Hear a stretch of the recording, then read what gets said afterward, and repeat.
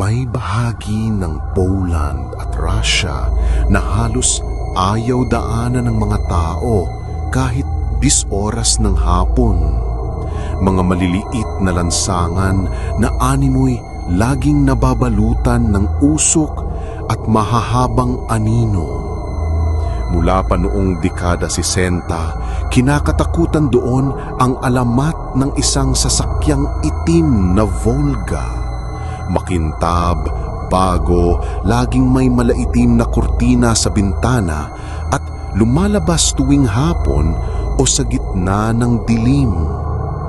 Ayon sa mga matatanda, ang Black Volga ay minamaneho raw ng nilalang na hindi tao. Minsan daw ay demonyo, minsan ay komunista o may-ari ng underground cult. Minsan naman ay multong walang mukha.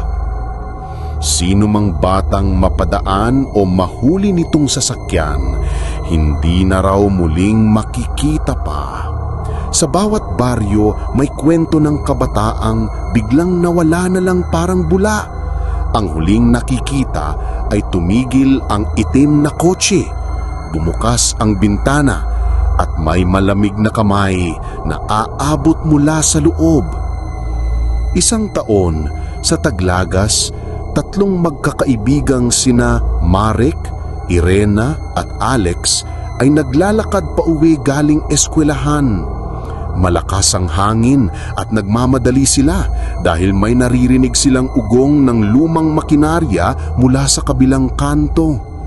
"Baka Black Volga na yan," pabirong bulong ni Marek na agad nilang pinagtawanan para maibsan ang kaba. Pero pagdating nila sa estasyon ng bus, may tumigil na kotseng itim sa tapat nila. Malinis, makintab, puro chrome ang gilid at walang makita sa looban, para bang ito'y linamon ng anino. Umusok at namatay ang makina. Bumukas ng bahagya ang bintana at tila may humingang malamig mula roon. Sabay may boses na garalgal na bumubulong, "Halika, sakay ka." Natakot si Irena at niyaya ang mga kaibigan na takbuhan na lang, pero parang hindi makakilos ang kanilang mga paa. Parang may malakas na humahawak sa kanilang anino. Nakita nilang lumabas ang isang kamay na maputla. Mahaba ang mga kuko, tila butot balat. Tinangkang abutin si Alex, ngunit sumigaw siya at tinulak ang mga kaibigan na nagpagising sa kanilang ulirat. Sa wakas, tumakbo silang lahat, subalit sa bawat liko, parang sumusunod pa rin sa likuran nila ang ugong ng Volga. Sa bawat sulyap ni Marek, palapit ng palapit ang headlights ng kotse kahit wala namang dumadaan na ibang sasakyan. May mga sandaling aalis ito at lilitaw uli mula sa dilim ng kabilang kalye. Animoy naglalaro ng habulan mula sa kabilang dimensyon. Nang makauwi sila, nanghinginig at naiiyak na lang sa takot, hindi nila makalimutan ang itsura ng kamay, ang malamig at basang hangin na sumingaw sa bintana at ang tunog ng nanggigilid na makina. Kinaumagahan na balitaan nilang may nawala na namang bata. Walang makakita pero may sinabing huling sumakay daw ito sa isang itim na kotse. Mula noon, hindi na lumalabas ng mag-isa sa gabi ang magkakaibigan.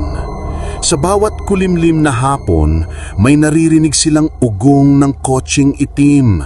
At minsan, may matutuklasang mga gasgas sa bakod ng bahay nila. Parang may dumaan na misteryosong sasakyan. Nanatiling misteryo kung sino o ano ang laman ng Black Volga. Ngunit sa bawat bata, tunog pa lang ng rumaragas ang kotse, napapapikit na sila sa takot at palaging tumatakbo pabalik sa liwanag, palayo sa anino ng lagim. Hanggang ngayon, tuwing sumasapit ang taglamig at tumitindi ang dilim, pinapaalala ng mga matatanda, Huwag kayong maglalakad mag-isa, lalo na kung may naririnig kang hindi mo alam kung saan nanggagaling. Baka Black Volga na ang sumundo at doon ka na mawawala magpakailanman.